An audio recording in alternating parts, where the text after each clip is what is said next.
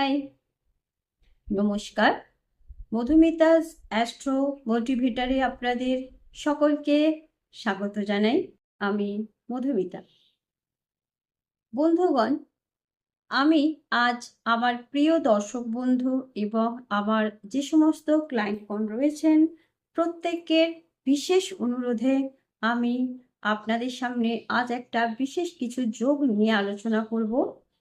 যে যোগটা আপনারা প্রত্যেককে আমার কাছে জানতে চেয়েছেন এবং আমার যারা ক্লায়েন্ট আছেন তারা প্রত্যেককে রিকোয়েস্ট করেছেন যে আমি যেন একটা বিশেষ যোগ, যেটা লক্ষ্মী নারায়ণ যোগ বা ধনযোগ বা লক্ষ্মী যোগ, এইটা নিয়ে কিছুটা আলোকপাত করি। একটা ভিডিওতে তো পুরোপুরি আলোচনা করা সম্ভব নয়, সো আজকের আমি এই যোগ নিয়ে অল্প বিস্তর আপনাদের সামনে তুলে ধরছি। আপনারা like, comment, share and subscribe করবেন। বাকিটা চলুন কিছুটা এই বিষয় নিয়ে আপনাদের সাথে আলোচনা করা যাক। এই লক্ষ্মীনারায়ণ যোগ থাকলে জীবনে সুখ, শান্তি, সমৃদ্ধি ও সম্পূর্ণতা প্রদানকারী একটা যোগ। এই যোগ যদি কারো জন্মকুণ্ডলিতে থাকে, তিনি দেশে বিদেশে ইভেন যে কোনো জায়গায় শুধু অর্থনৈতিক দিক থেকেই নয়, বিভিন্ন দিকে যেমন সুনাম, খ্যাতি, সম্পূর্ণতা, সমস্ত দিক থেকেই নিজেকে এস্টাবলিশমেন্ট করতে পারবেন।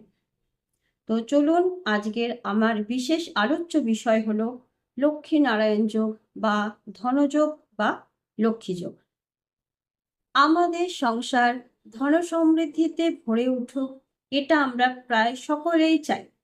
কিন্তু আমাদের রাশিচক্রে গ্রহের অবস্থানের হেরফেরের দরুন কিছু ক্ষেত্রে ভালো এবং কোনো কোনো ক্ষেত্রে মন্দ করে তোলে। যেমন প্রত্যেকে আপনারা আপনাদের জন্মছকটা দেখুন। আমাদের যে জন্মছক বা বার্থ চার্ট রয়েছে সেটার 1, 4, 7, 10 এটাকে আমরা কেন্দ্রস্থান বলে থাকি। প্রতিটি জন্মছকের 1, 4, 7, 10 এই ঘরগুলোকে আমরা কেন্দ্রস্থান এবং 5 আর 9, 5th এবং 9th এই দুটো হাউসকে আমরা ত্রিকোণ স্থান বলে থাকি। এইবার এই 1, 4, 7, 10 এই ঘরটা যেটাকে আমরা কেন্দ্রস্থান বলে থাকি সেটাকে আমরা কিন্তু বিষ্ণু স্থান বলেও পরিগণিত করি এবং ত্রিকোণ স্থান অর্থাৎ 5th এবং 9th হাউস যেটাকে আমরা লক্ষ্মী স্থান বলে থাকি। এবং 1, 4, 7, 10 প্রথম, চতুর্থ, সপ্তম এবং দশম এই 4টে ঘর হলো কেন্দ্রস্থান, যেটা জন্মছকে আমাদের বিষ্ণু, স্বয়ং বিষ্ণু এটাকে রিপ্রেজেন্ট করেন। কেন্দ্র এবং ত্রিকোণের অধিপতির যদি কোনো রকম সংযুক্তিকরণ ঘটে তাহলে সেটা লক্ষ্মী নারায়ণ যোগ বলে আমরা পরিগণিত করে থাকি। যেমন বুধ, এই বুধকে বিষ্ণু অর্থাৎ নারায়ণ রিপ্রেজেন্ট করেন। সেই রকমই শুক্র, এই শুক্রকে কিন্তু রিপ্রেজেন্ট করেন আমাদের শ্রীলক্ষ্মী। অতএব 1, 4, 7, 10 এটা হচ্ছে বিষ্ণু স্থান এবং ত্রিকোণ স্থান যেটা আমাদের 5 আর 9 জন্মছকের পঞ্চম এবং নবম এইটা হচ্ছে লক্ষ্মী স্থান। এই লক্ষ্মী বা ধনযোগ যাদের রাশিচক্রে থাকে তারা অত্যন্ত সুখী জীবনযাপন করেন এবং তার ভাগ্য তুঙ্গস্থ হয়ে থাকে।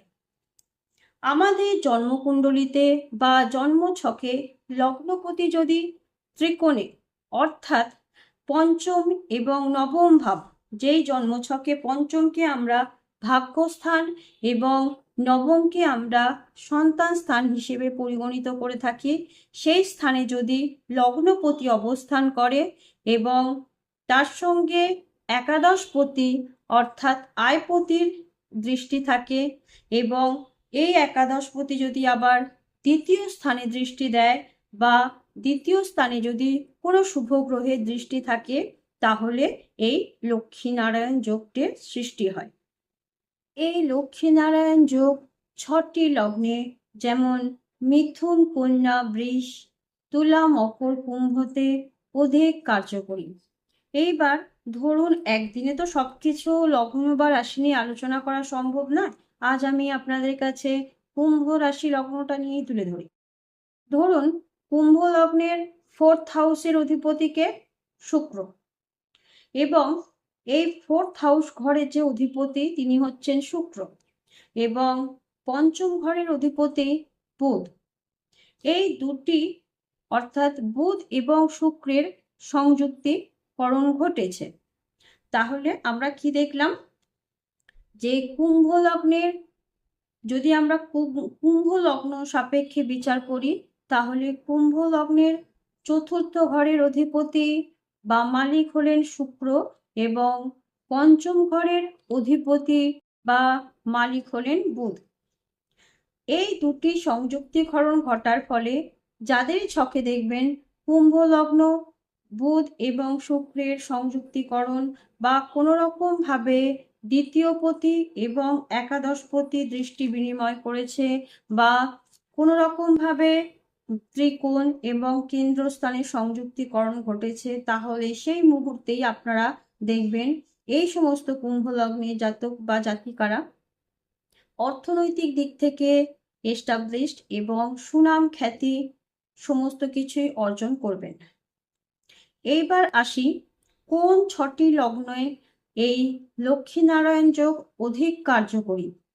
যেমন মিথুন, কন্যা, বৃষ, তুলা, মকর, কুম্ভ, এই লগ্নের ক্ষেত্রে এই যোগ কিন্তু অধিক কার্যকরী।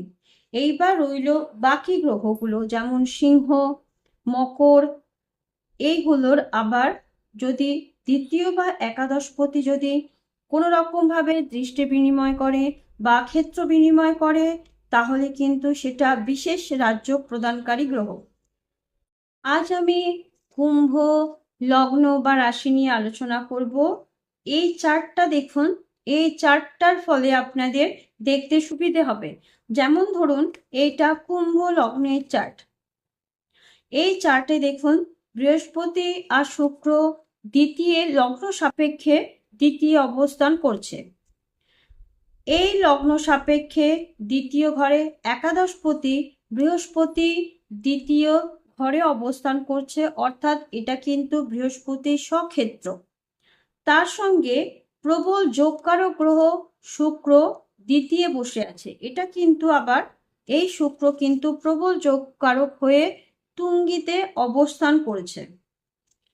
তার সঙ্গে যদি শুভ দশা ও অন্তর্দশার স্বাদ পায়, সেক্ষেত্রে কিন্তু কুম্ভরা এই ধরনের ছকে কুম্ভ লগ্নের জাতক বা জাতিকাদের কিন্তু আর কোনো রকম অসুবিধে সৃষ্টি হওয়ার কথা নয়। তারা সমস্ত দিক থেকে ধন, খ্যাতি, মান, সম্মান এবং সম্বর্ধনা সহজেই কিন্তু পাবে। এই লগ্নের সাপেক্ষে লগ্নাধিপতি শনি তুলা রাশিতে তুঙ্গাবস্থায় অবস্থান করছে। এই তুলা রাশি লগ্নের সাপেক্ষে তার 9ম স্থানে অর্থাৎ ভাগ্যস্থানে। সেক্ষেত্রে এই যদি এই কুম্ভ লগ্নে জাতক জাতিকারা শুভ গ্রহের দশা এবং অন্তর্দশার স্বাদ পায়, বা কোনো রকম ভাবে তার জন্মকালীন ছকে সে যদি শুভ দশা বা অন্তর্দশা বা প্রত্যন্ত দশার টাচ পায়, তাহলে কিন্তু তার জীবন সকল দিক থেকে অর্থের অধিকারী হয়ে উঠবে। শুধু দেশে নয়, দেশে বিদেশে এবং সব জায়গায় সে নিজে সুপ্রতিষ্ঠিত হবে, এবং এক কথায় সে জনপ্রিয় হয়ে উঠবে। অতএব আপনাদের সকলের কাছে একটাই রিকোয়েস্ট, আপনারা প্রত্যেককে আপনাদের বাচ্চার দেখুন, দেখে আপনারা নিজেরাই অ্যানালিসিস করতে পারবেন যে কিভাবে আপনার ছকে লক্ষ্মীনারায়ণ যোগ বা ধনযোগ বা লক্ষ্মী যোগের সৃষ্টি হয়েছে।